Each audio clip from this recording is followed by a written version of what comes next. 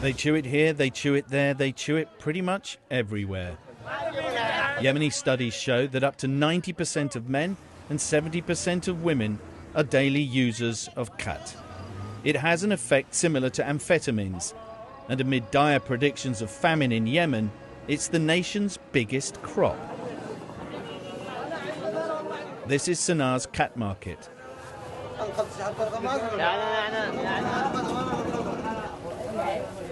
So 4,000, 10,000, 15,000, 25,000. That's $5 for the cheapest bag of cat. You could feed a family for a whole day for the price of your cheapest cat. Do you think that it makes sense for Yemen that has no food for everybody to be chewing? No. Doesn't make sense. A simple family can spend less than this $5 to eat. So is it surprising then that Yemen is having a problem with hunger? Not problem, it is a disaster. It is a disaster. Yemen is torn by war. The north is under siege. 12 million Yemenis will be fed by the UN's World Food Programme this year. Houthi rebel ministers are aware of the problem. Well, it's very simple. Most of your land is given over to growing drugs, not food. I agree with you. This is a bad habit that we should get rid of. This is indisputable. We have government programs to combat growing khat. We remove khat trees and plant coffee bean trees instead.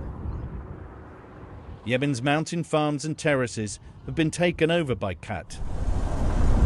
It's so important to Yemenis that it's delivered the day it's picked throughout the country, driven at breakneck speeds to consumers.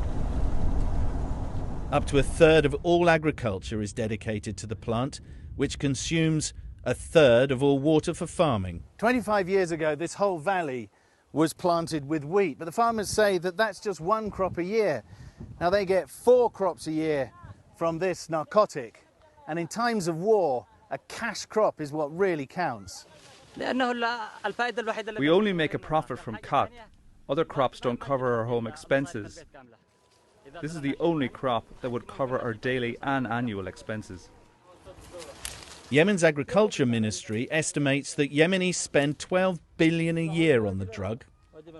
That's about 3 times the amount the UN says it needs in aid for Yemen. These figures speak for themselves.